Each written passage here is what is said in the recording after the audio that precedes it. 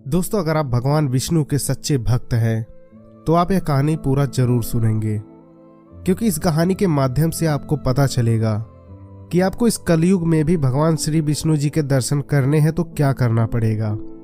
क्योंकि मेरे कहानी का मतलब बस यही है कि भगवान आपसे क्या चाहते हैं, भगवान को आप कैसे खुश कर सकते हैं। तो चलिए शुरू करते हैं। दोस्तों, बहुत पहले की बात है। दो मित्र एक साथ रहते थे।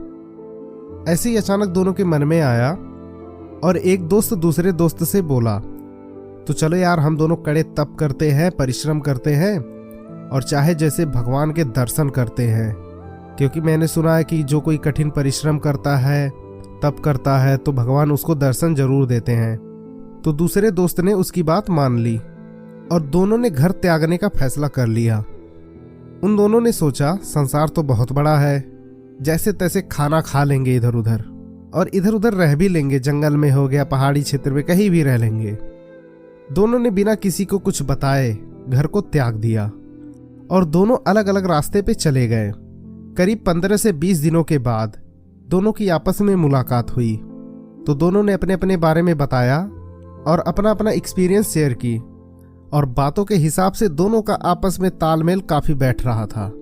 इसलिए दोनों ने एक साथ यह फैसला लिया कि हम दोनों साथ मिलकर ईश्वर की खोज करेंगे, और दोनों एक साथ ईश्वर की खोज करने निकल पड़े। तो ऐसे ही साथ चलते चलते दोनों हिमालय पर्वत तक पहुंच गए। लेकिन भय उनको किसी प्रकार का नहीं था। दोनों काफी कॉन्फिडेंस में रहते थे कि हमने तो संसार घूम लिया, हमने तो हर जगह देख ली, लेकिन ईश्वर कहीं नजर नहीं आ रहे हैं। लेकिन उनके मन में बस एक ही इच्छा थी कि ईश्वर के दर्शन हो जाए चाहे जैसे, तो उनका मन भी तृप्त हो जाएगा। लेकिन वह तय नहीं कर पा रहे थे कि कितने दिनों में ईश्वर से मुलाकात होगी, कितने साल में होगी, उनको कुछ पता नहीं था। और धीरे धीरे हिमालय की शुद्ध हवाओं में वह तन मन से पूरा भक्ति में रम गए। और जहां यह दोनों साधु बनकर रहते थे, वहीं पास में एक नदी बहती थी।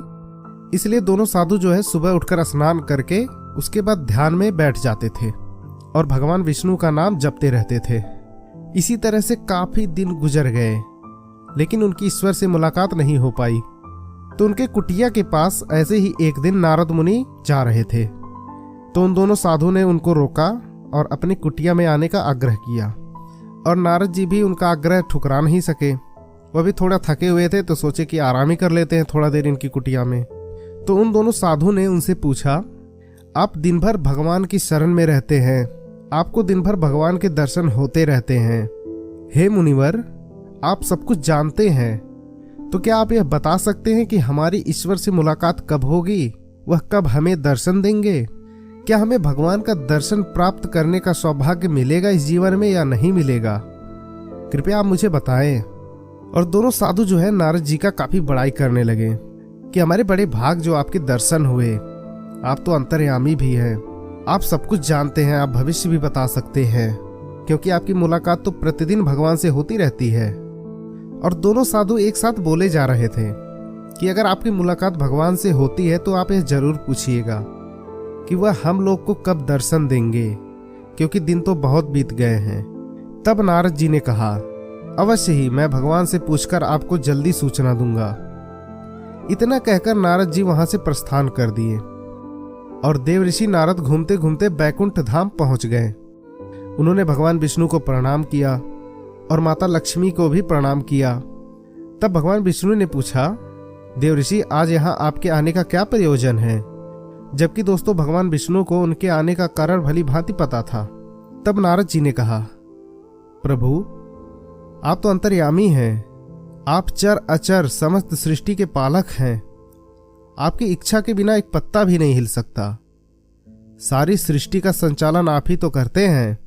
इस संपूर्ण ब्रह्मांड में कब, कहां और क्या हो रहा है, आपसे कुछ भी तो छुपा हुआ नहीं है। आप अवश्य ही जानते होंगे कि मैं यहां किस प्रयोजन से आया हूं। तब भगवान विष्णु ने कहा, हे मानस पुत्र, मैं भली भांति जानता हूं कि आप यहां किस प्रयोजन से आए हैं। तो सुनिए, आपको जो दो साधु मिले थे, आप उनसे कहना कि मैं उन्हें अपने दर्शन अवश्य दूंगा। किंतु तब नारद जी ने कहा, किंतु क्या भगवान? क्षमा करे प्रभु, मैं उत्सुकतावश पूछ लिया।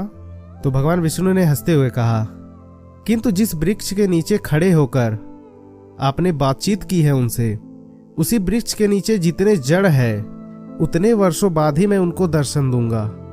उसके बाद नारद जी कहते हैं, नारायण नारायण। और वह माता लक्ष्मी और भगवान विष्णु से आज्ञा लेकर अपनी वीणा और करताल से संगीतमय मधुर ध्वनि के साथ वहां से प्रस्थान करते हैं।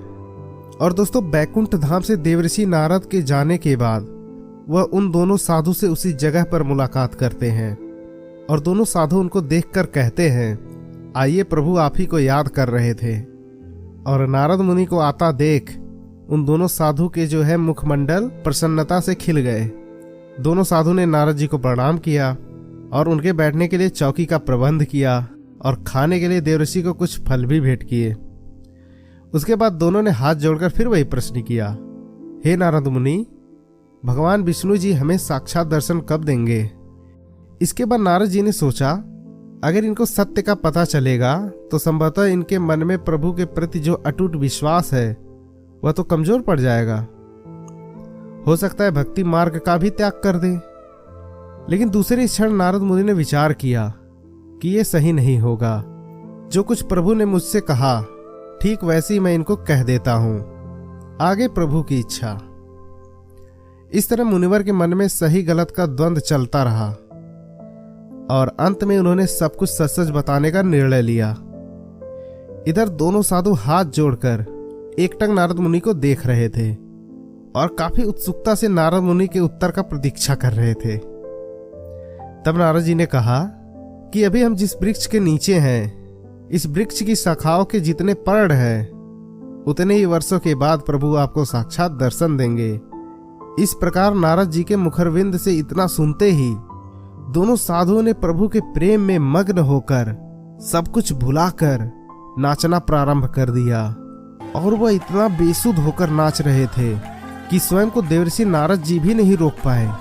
वह भी उन दोनों साधुओं के साथ नाचने लगे और ऐसा लग रहा था जैसे पूरा वन प्रदेश ही प्रभु प्रेम रूपी सरिता में डूब गया। वह तीनों तो अपनी आंखें बंद करके ऐसे नाच रहे थे कि किसी को भी अपने अस्तित्व तक का ध्यान नहीं हो रहा था। नाचते नाचते तीनों अपनी सुध-बुध खो बैठे थे और जब प्रभु ने यह दृश्य देखा तो वह भी अपने आप को रोक ना सके और वहां आकर उनके साथ ही नाचने लगे। कितना सुंदर और कितना मनोरम दृश्य था। तभी अचानक नारद मुनि की आंखें खुल जाती हैं और वह अपने संग प्रभु को नाचते हुए देखकर आश्चर्यचकित हो उठते हैं और प्रभु से पूछते हैं कि हे भगवान, कि आपने कहा था कि मैं इनको कई हजार वर्षों बाद दर्शन दूंगा, किंतु आप तो अभी से ही इनके साथ नृत्य कर रहे हैं। तब भगवान विष्णु ने कहा कि मैंने तो उस समय वही कहा था जो विधाता ने इनके जीवन में लिखा था, परंतु अब तुम जो देख रहे हो वह भी सही है, क्योंकि यह भक्ति मार्ग से मुझे तब प्राप्त करते जो समय इनके लिए विधाता ने तय किया था।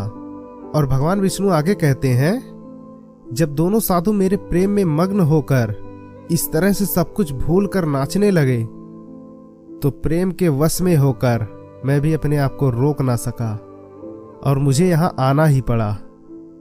हे देवर्षि नारद, जो भी कोई मुझसे प्रेम करेगा और सच्चे हृदय से मुझे पुकारेगा तो मैं उसको अवश्य ही दर्शन दूंगा। तब नारद जी ने मुस्कुराते हुए कहा, हे प्रभु, मैं आपको प्रणाम करता हूं। पूरे इस संसार में आपकी लीला कोई नहीं जान सकता। आपकी महिमा तो अपरंपार है। यह कहकर नारद जी फिर से झूमने लगे।